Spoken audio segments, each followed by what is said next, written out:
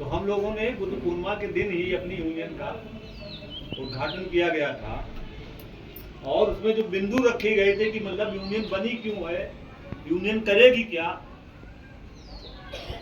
इसका मकसद क्या है।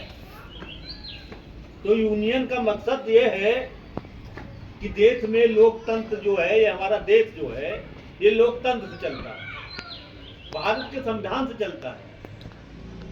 तो पहली कड़ी यूनियन के उसमें है कि लोकतंत्र को जानना और लोकतंत्र के बारे में लोगों को बताना, ताकि जो है जो भारत में अंधकार है, इस अंधकार से लोगों को छुटकारा मिले।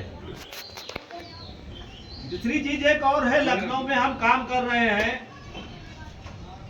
बेईमानों की बहुत बड़ी संख्या बढ़ती जा रही है।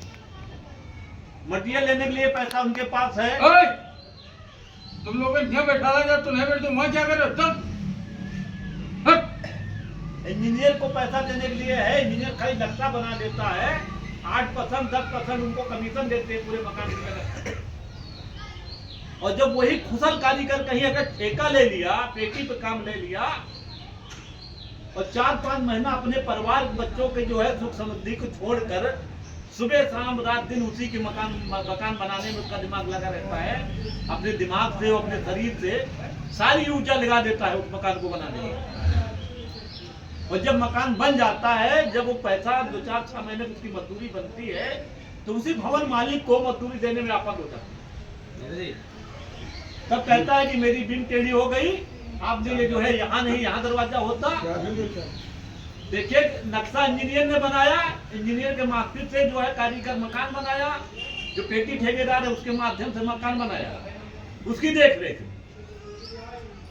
और इंजीनियर की कमीशन दे देते हैं भवन मालिक, मटेरियल का पैसा दे देते हैं भवन मालिक, लेकिन मजदूरों को पैसा नहीं देते, जो गर्मी में रहने के लिए, ठंडी में सोने के लिए, बारिश से बचने के लिए, हर मौसम में आराम देता नहीं। आज जीवन एक पीढ़ी का पूरा करीब 80-90 साल का, उसके परिवार के सुख के लिए वो अपने 5-6 महीने की मेहनत करके मकान बना देता है, भवन मालिक पैसा मान लेता है।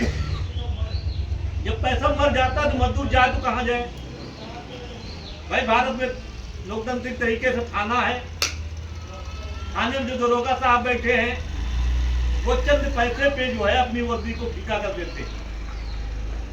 वो मजदूर के पक्ष में खड़े होने के बजाय वो भवन मालिक के पक्ष में खड़े हो जाते हैं। यहाँ तक जो हमारे देश की पुलिस का ये हाल हो गया है कि वो रिपोर्ट तक सही नहीं लगा, वो खाली फोटो, अगर आप जीआर करा दे रहे, फोटो खींच ले रहे, आंतन रिपोर्ट लगा दे रहे। जिस मजदूर के वजह से उस दरोगा साहब की मोटरसाइकिल दौड़ती है, उनके परिवार की मोटरसाइकिल दौड़ती है, जिस स्कूल को मजदूर बनाता है, पूरे भारत के बच्चे पढ़ते हैं, IAS PCS के बच्चे, यहाँ के नौकरशाहों के बच्चे, यहाँ के मंत्रियों के बच्चे, लेकिन ये सबको सुख देने वाला काम है, जो सबके लिए आराम देने वाले काम करते हैं मजदूर, उसके लिए नहीं मंत्रियों के पास कोई कानून है, न यहाँ के पुलिस प्रशासन के पास कोई कानून है, और न यहाँ जो है, और उसके बावजूद जो मौजूदा सरकार है वो आपके 8 घंटा के बजाय 12 घंटा लागू करने में आमादा है।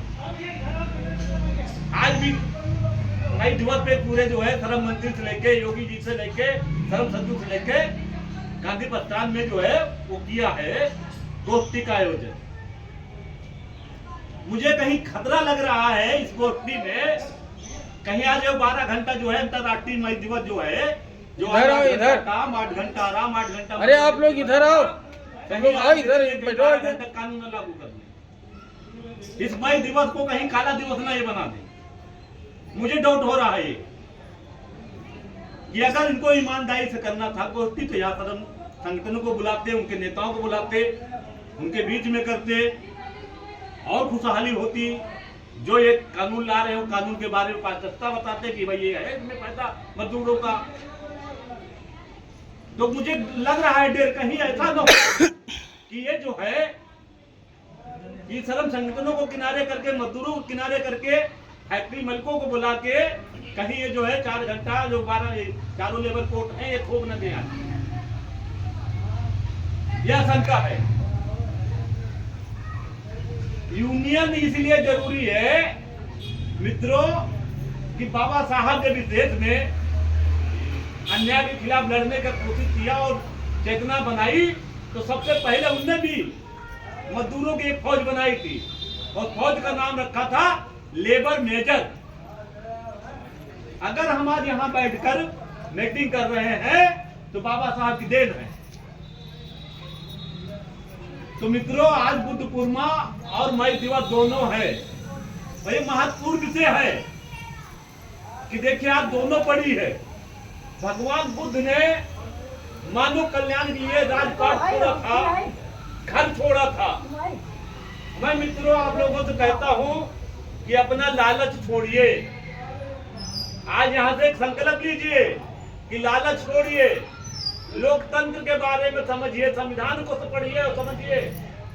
आज तुम्हारे देश में अंग्रेजों से लड़ाई नहीं है, आज तुम्हारी लड़ाई देश के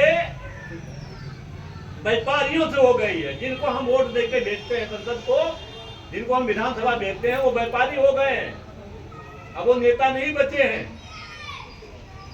आज देश में आज लेनिन को याद करने का दिन भी है कि लेनिन कहते थे कि देश में सबसे बड़ा खतरा जो है पूंजी को इकट्ठा होना।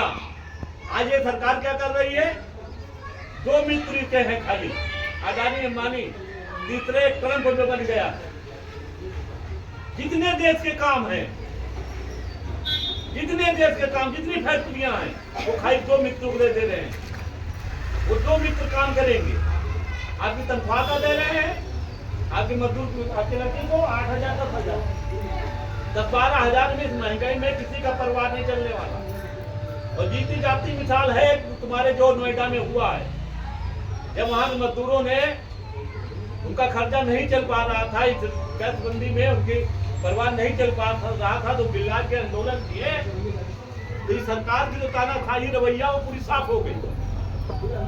उन मजदूरों के ऊपर लाठियां चलवाना, उनको उठा के बंद कर देना, और यहाँ तक पासको की धारा में उनके ऊपर केस दर्ज कर देना।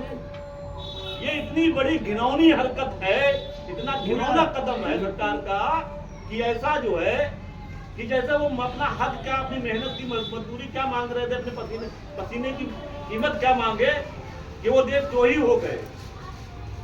ये हाल है। तो मित्रों, इसलिए संगठन जरूरत है कि देश में बिगड़ी एकता की है। क्यों बाबा साहब का अगर आप मानते हैं तो उनके अधूरे सपने को पूरा करना होगा। उनकी जो मेजर सेना थी, उस मेजर सेना को आपको बढ़ाना होगा। वो मैं कह रहा हूं इस मंच से, भगवान की सामने बैठा कि बाबा साहब भी संविधान में लिख गए हैं, बहन जी दोनों ने लिखा है अपनी अपनी किताबों में कि जब सरकारें काम ना करे तो जनता को रोड पे आना चाहिए। तो इस समय सत्ता परिवर्तन से ज्यादा आपको जो है जन आक्रोश और जन आंदोलन भी बनाना होगा। एक